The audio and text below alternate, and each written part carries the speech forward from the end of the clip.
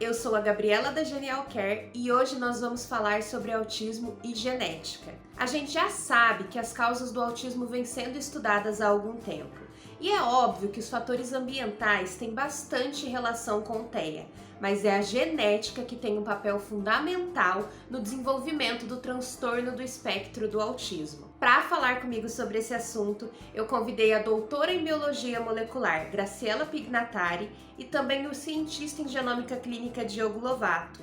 Ambos atuam no TISMO, laboratório especialista em exames genéticos para o autismo aqui no Brasil. Nessa conversa, a gente aborda diversos temas, desde a relação entre autismo e genética, passando por várias dúvidas das famílias sobre esses exames genéticos e principalmente os mitos que estão acerca desse tema.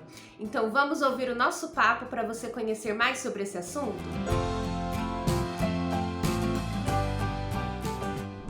Como que funciona esse exame de sequenciamento genético? Como eles são feitos? Na verdade, a gente tem que tomar muito cuidado quando fala de exames de sequenciamento genético, porque não existe um único exame de sequenciamento genético. Então, a gente tem aí vários exames, e cada exame tem uma resposta diferente e uma resolutividade diferente.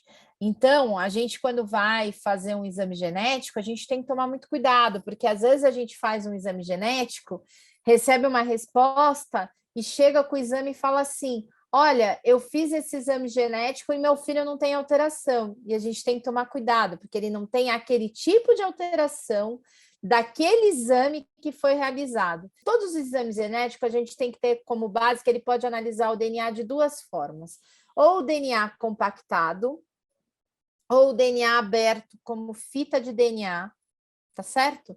Então a gente tem essas duas divisões, né, de classe de exames. O exame do cariótipo é um exame que vai fazer para nós, vai nos mostrar a análise do DNA compactado.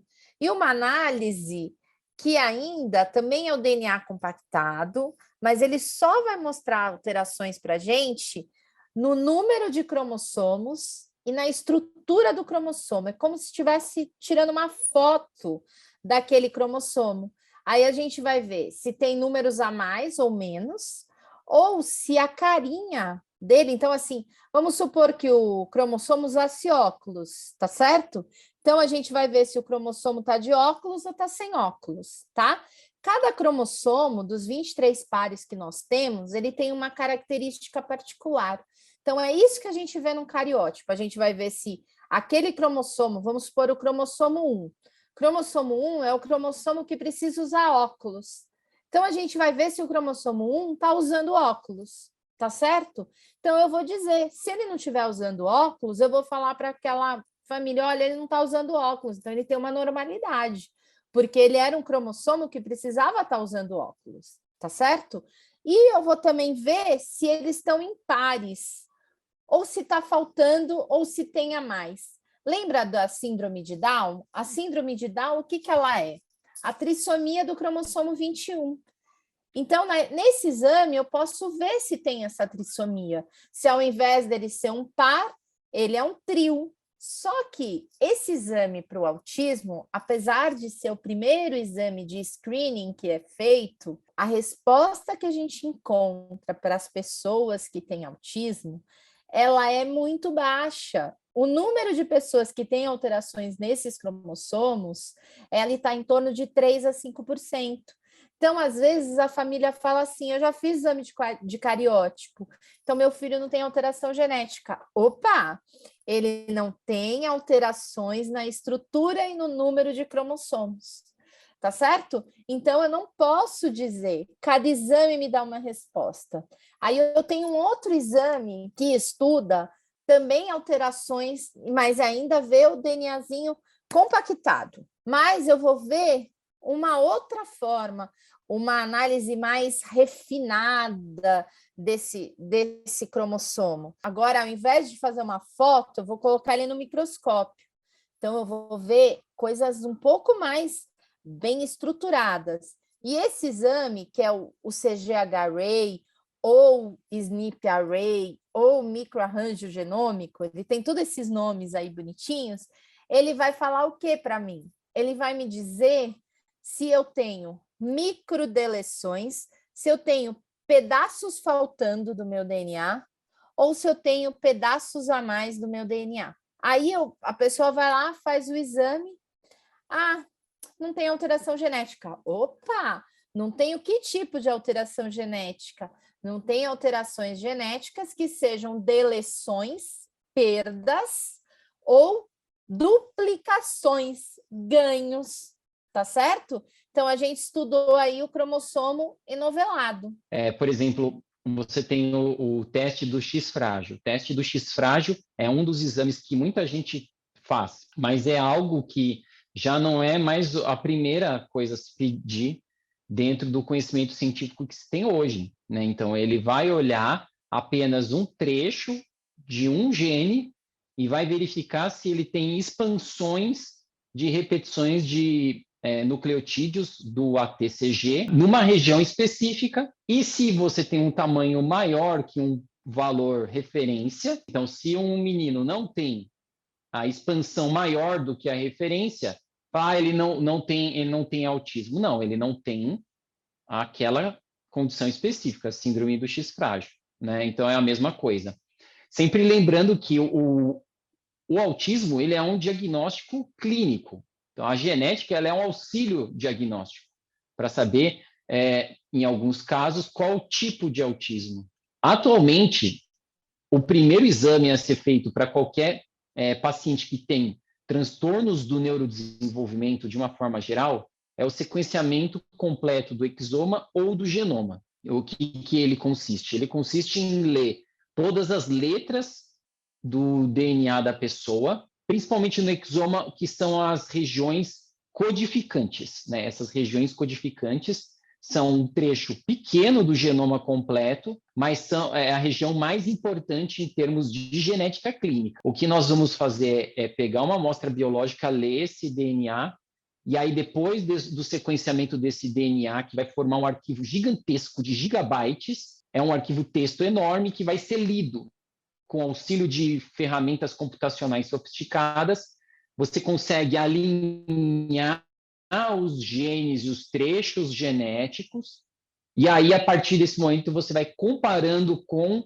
as referências humanas que nós temos desde o começo do primeiro genoma sequenciado. Já tivemos várias referências compostas ao longo de todos esses anos, e bancos de dados onde você tem centenas de milhares de pessoas sequenciadas, sejam elas com algum problema de saúde ou pessoas sem nenhum problema de saúde conhecido, né, com correlação genética. Esse é o poder computacional que a gente precisa para poder comparar essas pessoas. E aí, comparando, a gente fala, olha, esse pedaço aqui é parecido com a grande maioria dos outros. Então você conta no campo da entre aspas, normalidade, do que é rígido, saudável, termo que você preferir. E aí, por exemplo, você vai ver algumas alterações em outros lugares da genética desse indivíduo, onde isso já tem algo conhecido. Fala, olha, pessoas que têm essa alteração específica,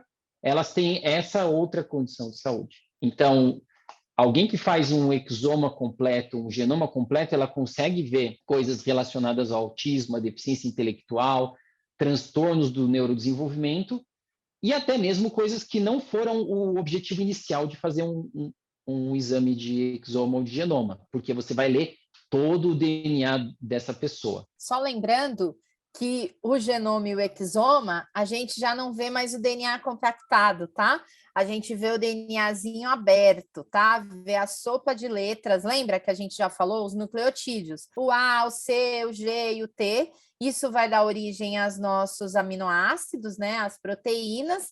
Então, quando a gente vê o exoma e o genoma, a gente vai estar procurando genes, que são sequências determinadas dos nucleotídeos. Então, ele é um exame que vai dar para a gente esses genes. Então, tem uma outra informação.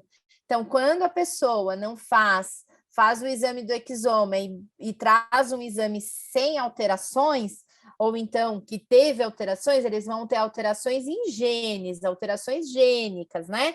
Então, a gente vai ter aí esse tipo de alteração, que é bem diferente do exame do cariótipo e do exame do array, tá certo? Então, cada exame com a sua propriedade, né? E a resolutividade para esse exame também é bem diferente, ela é muito maior. Ela vai aí de 30% a 53%, alguns trabalhos de 40% a 60%. Então, assim, é uma resolutividade que traz aí uma resposta muito maior do que os outros exames que a gente tem visto, e por isso que ele tem sido recomendado como o primeiro exame a ser realizado, porque ele abre bastante esse leque de experiência. E a gente tem que tomar cuidado também com uma outra questão, que as pessoas fazem os exames e aí o exame vem sem alteração. E aí a pessoa chega e fala assim: olha, eu recebi um exame inconclusivo. E não é um exame inconclusivo, um exame sem alterações, ele é um exame conclusivo. E a gente conclui que naquele exame não tem alterações até a literatura científica de hoje, de acordo com os bancos genômicos de hoje. Então, se você fez um exame de cariótipo, você não tem alterações, e esse geralmente não muda, você não tem alterações na estrutura, tá certo? E no número de cromossomos. Se você faz um array, você não tem alteração de microdeleções e microduplicações no seu DNA.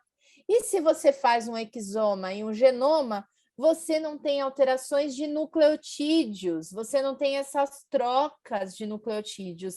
Lembrando que quando a gente faz um exame dessa complexidade, de um exoma e de um genoma, você está excluindo condições que você poderia ter achado. Então, você, com base na literatura atual, você está excluindo condições. Então, ele não é um exame inconclusivo nem negativo, ele é um exame de exclusão, tá? Então, a gente tem que tomar muito cuidado quando faz um exame desse para não ter essa interpretação, tá certo?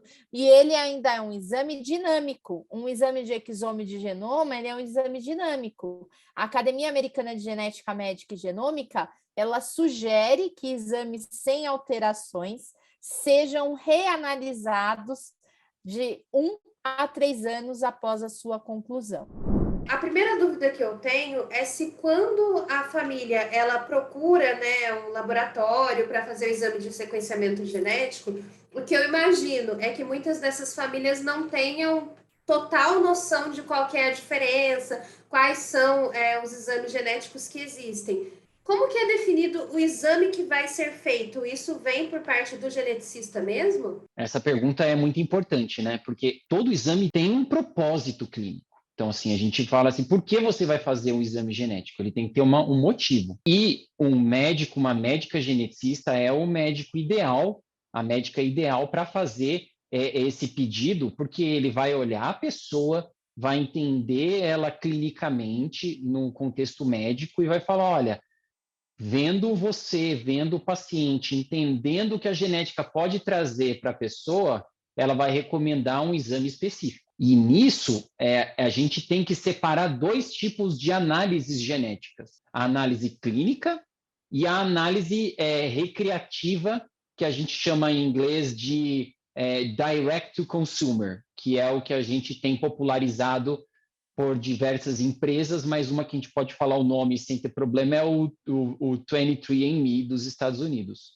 porque são propósitos diferentes. Um 23andMe ele tem um propósito recreativo de curiosidade para pessoas leigas.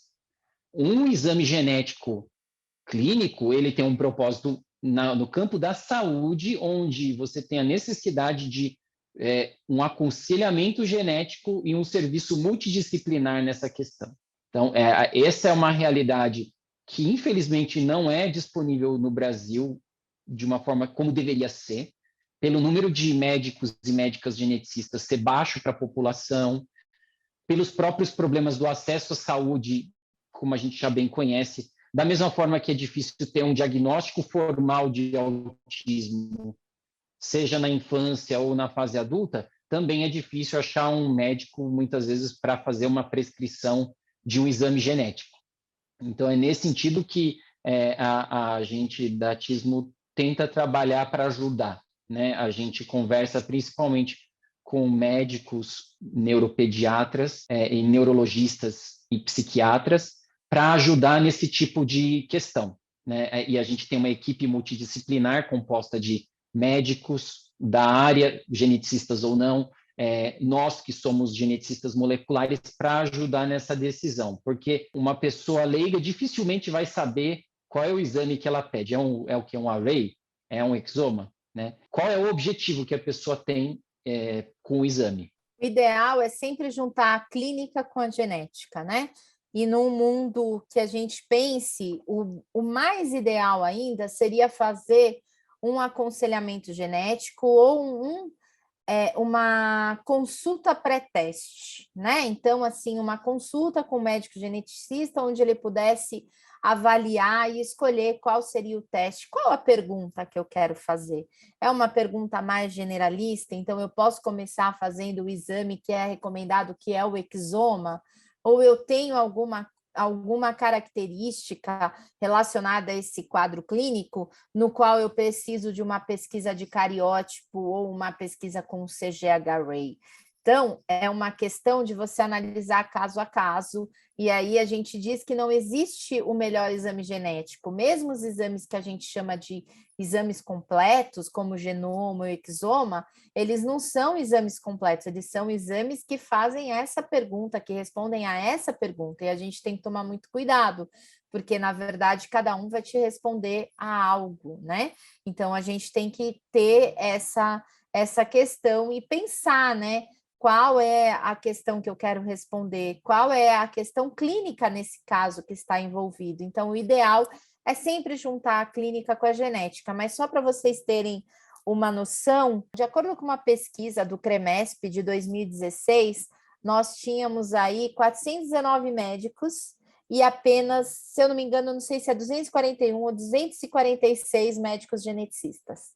Tá? Então, um número aí bastante defasado aí de médicos geneticistas para atender a população, e para fazer aconselhamento genético no Brasil ainda é apenas realizado por médicos geneticistas. Quando a família ela recebe um diagnóstico de autismo e aí os pais têm ali a intenção de ter um segundo, um terceiro filho, a gente vê muito, às vezes, um receio de, mas será que se eu tiver um outro filho, ele vai também nascer autista? Quais são as probabilidades disso acontecer? O exame genético, ele também pode identificar essas possibilidades para a família? A gente está falando de uma condição super múltipla, de pessoas muito diferentes, clinicamente distintas demais, com centenas de genes relacionados e o que a gente chama de fenótipo clínico, que são as descrições que um médico vai ver nessa pessoa, muito inespecífico, né? Que você vai ver o que é o autismo. O autismo tem todas as características que o DSM-5 fala o que é autismo. Mas, assim, um monte de gente está dentro desse critério do DSM-5, mesmo sendo muito diferentes. Então, saber os riscos de um segundo filho ou filha com autismo tem que ser considerado tudo isso, que não vai ser de forma alguma um número preciso, absoluto ou determinante, por causa dessas especificidades da própria condição. Se a gente tem uma causa genética conhecida, aí a história muda completamente. Se foi feito diversos exames genéticos e em alguns deles você tem uma resposta genética, o indivíduo tem essa genética que explica, que correlaciona com esse quadro clínico. Então, aí você consegue, né, saber, então, nesse caso, o risco de acontecer de novo é tanto. Lembrando que a maioria dos casos são, sim, hereditários. Gente que, às vezes, tem um filho autista e descobre autismos no resto das pessoas da família depois de um diagnóstico geralmente um pouco mais significativo em termos clínicos, né? Às vezes é uma criança que não fala, com muito atraso de desenvolvimento. Só que existem questões genéticas ligadas ao autismo e transtornos do neurodesenvolvimento que também não são herdadas. São condições espontâneas de alterações genéticas que ocorreram ou nas células reprodutivas ou no embrião, que não vieram necessariamente da genética específica paterna ou materna. Isso é chamado de mutação de novo, né? É uma pessoa que tem algo que não foi herdado, né? Ele também não pode ser classificado como zero absoluto, porque na biologia e em genética nada pode ser afirmado de forma categórica e nem absolutamente. Mas assim o risco comparado é muito menor do que nos casos hereditários. O que a gente diz é que não dá para precisar, né, de forma absoluta esses números, mas se você tem uma alteração genética e essa alteração foi encontrada nos pais, a gente tem um risco maior do que se você tem uma alteração de novo ou se não encontrou alterações nos exames, né? Então a gente tem aí, não chega a ser um risco zero, mas tem um risco, né? Do momento que você tem um filho com autismo, você já tem esse risco um pouco maior do que o risco normal da população, que é em torno de 1%, né? A gente tem na literatura alguns dados sobre esses riscos de recorrência, né? Em concordância de gêmeos monozigóticos, esse risco é de 90%, concordância de gêmeos dizigóticos, 20%, de risco de recorrência já quando você tem um filho com autismo, isso é literatura, tá? A gente tem que tomar cuidado, porque isso são dados que foram de trabalhos científicos, né? A gente tem aí de 9% a 18% quando você já tem um filho, de 33% quando se tem 2 filhos, entre meio-irmãos, 6%, e risco da população em geral, 1%, tá? Então, a gente tem esse risco, que é um risco de dado de trabalhos científicos, até de um trabalho de 2021, tá? Então, assim, a gente tem esses riscos aí da literatura. Quando você faz um exame genético, o que acontece? É o que eu falei.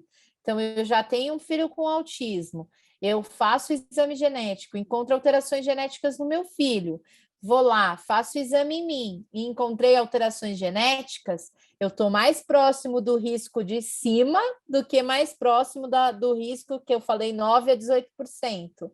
Mas isso é um valor que eu estou dando com base em literatura científica, tá certo? Então, o que a gente tem na literatura é isso. E o que a gente pode dizer, a gente não faz como em síndromes, né, monogênicas, em condições monogênicas, às vezes a gente consegue afirmar, olha, 50% em condições autossômicas recessivas, autossômicas dominantes, a gente fala 25, 50, 75. Isso no autismo não dá para fazer. E uma outra coisa bastante importante que eu gosto de falar é que não tem como selecionar embriões.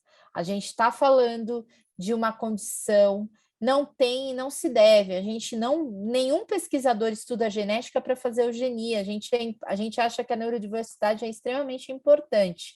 E tem uma outra questão, a gente está falando de uma condição que eu deixei clara para vocês, que era uma condição multigênica, multifatorial e aditiva. A gente seleciona um gene, mas a gente não conhece todos os genes. Pode ser que tenha um gene que está silenciado e você fazer uma seleção de embrião não significa que você não vai ter um filho autista, porque existem outros fatores que podem estar direcionados ali e que você não vai conseguir selecionar. Então, a gente tem que tomar muito cuidado com isso, porque já veio essa demanda, então eu gosto de deixar claro que não tem como fazer fertilização in vitro e selecionar embriões. Você pode até não ter aquelas alterações, mas você não sabe se existem outras e se essas outras não podem trazer essa pessoa a ter autismo. E ainda tem os fatores ambientais que a gente sabe que não são majoritários, mas que contribuem para esse transtorno. Quando a gente pensa nas questões do campo da ética, entrando no assunto de genética reprodutiva, é importante colocar isso que a doutora Graciela falou de escolha reprodutiva, porque a gente está falando de neurodiversidade. Em alguns países onde você tem um acesso maior à saúde e uma discussão mais ampla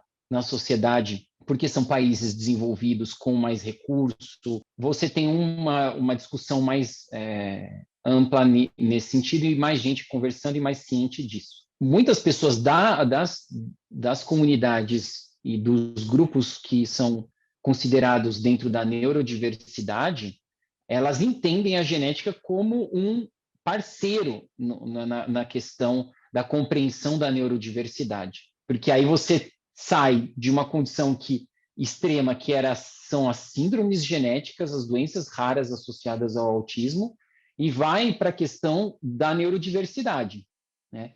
E é nisso que a doutora Graciela estava falando.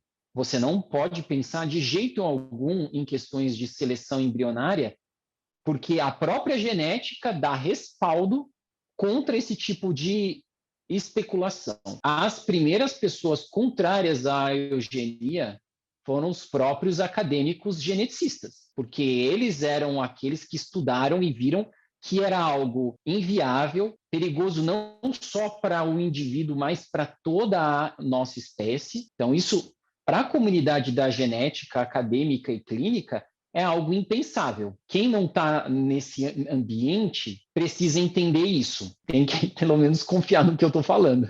Que no nosso ambiente acadêmico existiam, no começo do século XX, discussões nesse sentido, mas já naquele período, onde se nem sabia o que era TCG, já eram contrários a esse tipo de coisa, porque por diversas evidências biológicas da própria genética, se verifica que essas seleções são perigosas para uma espécie. A genética, ela dá a resposta hoje, principalmente para os casos graves associados ao autismo, principalmente das síndromes genéticas, e nós estamos caminhando para entender as questões mais comuns do autismo essencial também, do autismo puro, simples, mas o que se entende é que a genética é uma parceira da compreensão da neurodiversidade. O que a gente sabe de fator ambiental hoje é que a idade paterna é um dos fatores ambientais mais importantes. Então, hoje,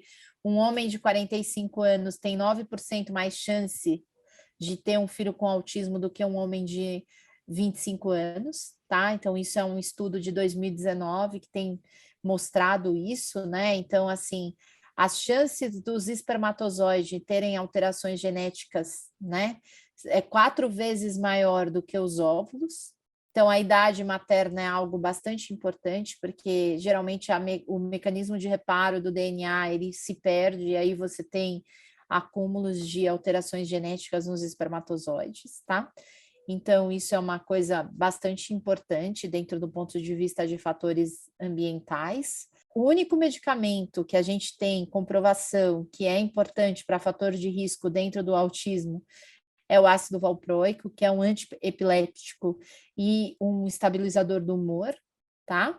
E a gente tem também que, além disso, a gente tem baixo peso ao nascer, prematuridade, infecções durante a gestação, hipóxia, intervalo curto entre as gestações e o fato de já ter irmãos autistas, né? E a gente tem que tomar cuidado porque não são fatores de riscos.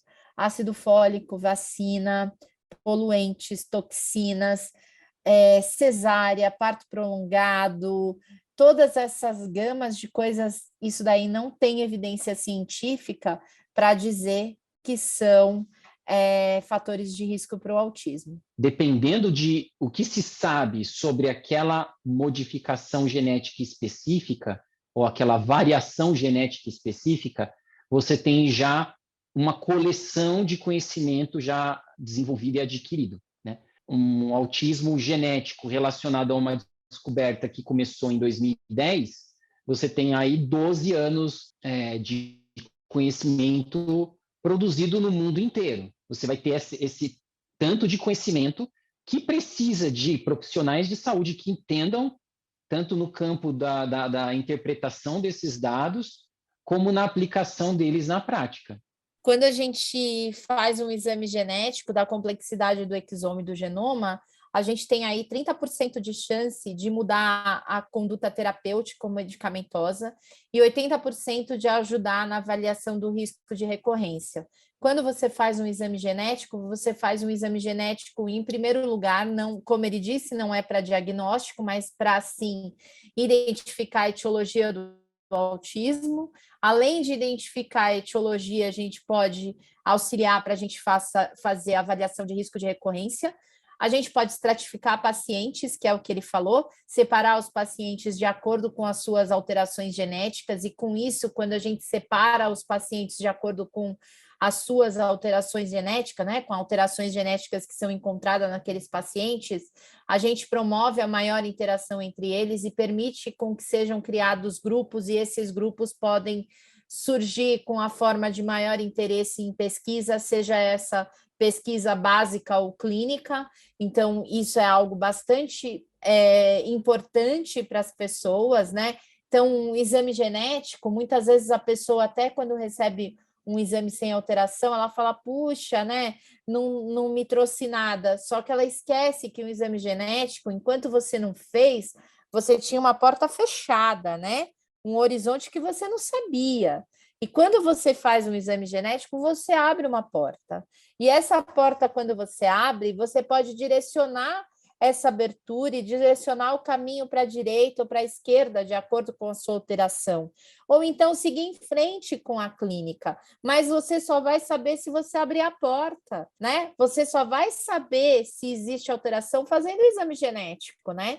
A gente tem aí um caminho muito interessante para trilhar, mas o exame genético te permite todas essas abordagens.